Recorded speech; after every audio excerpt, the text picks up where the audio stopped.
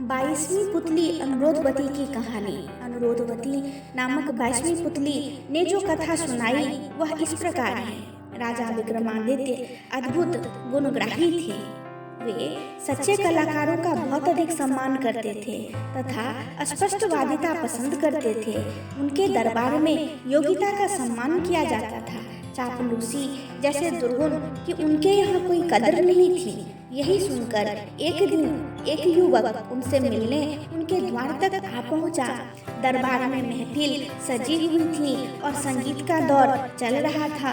वह युवक द्वार पर राजा की अनुमति का इंतजार करने लगा। वह युवक बहुत ही गुणी था, बहुत सारे शास्त्रों का ज्ञाता था, कई राज्यों में नौकरी कर चुका था। स्पष्ट वक्ता होने के कारण उसके आश्रयदाताओं को वह दृष्ट नजर आया, अतः हर जगह उसे नौकरी से निकाल दिया गया। इतनी ठोकरें खाने के बाद भी उसकी प्रकृति तथा व्यवहार में कोई परिवर्तन नहीं आ सका। वह द्वार पर खड़ा था, तभी उसके कान में वादन का स्वर पड़ा और वह बड़बड़ाया, महफिल में बैठे हुए लोग मूर्ख हैं, संगीत का आनंद उठा रहे हैं मगर संगीत का जरा भी ज्ञान नहीं है। साजिंदा गलत राग बजाया जा रहा है लेकिन कोई भी उसे मना नहीं कर रहा। उसकी बड़बड़ाहट द्वारपाल को स्पष्ट सुनाई पड़ी। उसका चेहरा क्रोध से लाल हो गया। उसने उसको संभलकर टिप्पणी करने को कहा। उसने जब उस युवक को कहा कि महाराज विक्रमादित्य खुद महफिल में बैठे हैं और वे बहुत बड़े कला पारखी हैं, तो युवक ने उपहास किया।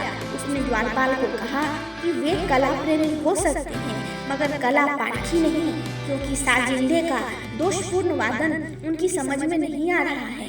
उस युवक ने यह भी बता दिया कि वह साजिंदा किस तरफ बैठा हुआ है। अब द्वारपाल से नहीं रहा गया। उसने उस युवक से कहा कि उसे राजदंड मिलेगा अगर उसकी बात सच साबित नहीं हुई। उस युवक ने उसे सच्चाई का पता लगाने के लिए कहा तथा बड़े ही आत्मविश्वास से कहा कि वह हर दंड भुगतने को तैयार है अगर यह बात सच नहीं साबित हुई। द्वारपाल अंदर गया तथा राजा के कानों तक यह बात पहुंची। विक्रम ने तुरंत आदेश दिया कि वह युवक महफिल में पेश किया जाए। विक्रम के सामने भी उस युवक ने एक दिशा में इशारा करके कहा कि वहाँ एक वादक की अंगुली दोषपूर्ण है। उस ओर बैठे सारे वादकों की उंगलियों का निरीक्षण किया जाने लगा। सचमुच एक वादक के अंगूठे का ऊपरी भाग कटा हुआ था और उसने उस अंगूठे पर पतली खाल चढ़ा रखी थी। राजा उस युवक के संगीत ज्ञान के कायल हो गए। तब उन्होंने उस युवक से उसका परिचय प्राप्त किया और अपने दरबार में उचित सम्मान देकर रख लिया। वह युवक सचमुच ही बड़ा ज्ञानी और कला मर्मज्ञ था। उसने समय समय पर अपनी योग्यता का परिचय देकर राजा का दिल जीत लिया। एक दिन दरबार में एक अत्यंत रूपवती नर्तकी आई। उसके नृत्य का आयोजन हुआ और कुछ ही क्षणों में महफिल सज गई। वह युवक भी दरबारियों के बीच बैठा हुआ नृत्य और संगीत का आनंद उठाने लगा।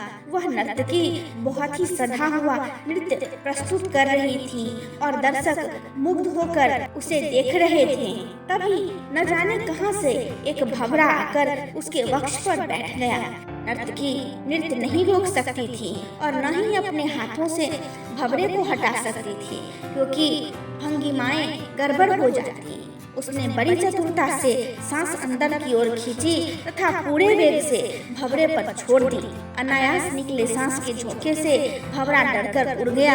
क्षण भर की इस घटना को कोई भी न ताड़ सका, मगर उस युवक की आंखों ने सब कुछ देख लिया।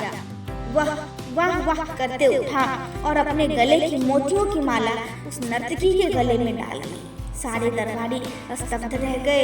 अनुशासनहीनता की पराकाष्ठा हो गई। राजा की उपस्थिति में दरबार में किसी और के द्वारा कोई पुरस्कार दिया जाना राजा का सबसे बड़ा अपमान माना जाता है।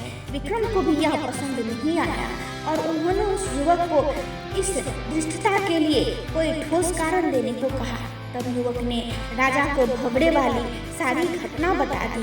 उसने कहा कि बिना नृत्य के एक भी भंगिमा को नष्ट किए लय ताल के साथ सामंजस्य रखते हुए इस नर्तकी ने जिस सफाई से भंवरे को उड़ाया वह पुरस्कार योग्य चेष्टा थी। उसे छोड़कर किसी और का ध्यान गया ही नहीं तो पुरस्कार कैसे मिलता। विक्रम ने नर्तकी से पूछा तो उसने उस युवक की बातों का समर्थन किया। विक्रम का क्रोध गायब हो गया और उन्होंने नर्तकी तथा उस युवक दोनों की बहुत तारीफ की। अब उनकी नज़र में उस युवक का महत्व और बढ़ गया। जब भी कोई समाधान ढूंढना रहता, उसकी बातों को ध्यान से सुना जाता तथा उसके परामर्श को गंभीरतापूर्वक लिया जाता। एक बार दरबार में बुद्धि और संस्कार पर चर्चा छिड़ी। दरबारियों का कहना था कि संस्कार बुद्धि से आते हैं, पर वह युवक उनसे सहमत नहीं था। उसका कहना था सारे संस्कार वंशानुगत होते हैं। जब कोई किसी मत पर नहीं पहुंचा, तो विक्रम ने एक हल सोचा। उन्होंने नगर से दूर हटकर जंगल में एक महल बनवाया तथा महल में गूंगी और बहरी नौकरानियां नियुक्त की। एक एक करके 4 नवजात शिशुओं को उस महल में उन नौकरानियों की देखरेख में छोड़ दिया गया। उनमें से एक उनका, एक महामंत्री का, एक कोतवाल का तथा एक ब्राह्मण का पुत्र था। 12 वर्ष पश्चात जब वे चारों दरबार में पेश किए गए, तब विक्रम ने बारी बारी से उनसे पूछा, कुशल तो हैं? चारों ने अलग अलग जवाब दिया। राजा के पुत्र ने सब कुशल है कहा, जबकि महामंत्री के पुत्र ने संसार को नश्वर बताते हुए कहा, आने वाले को जाना है तो कुशलता कैसी।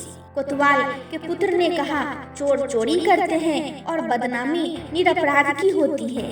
ऐसी हालत में कुशलता की सोचना बेमानी है।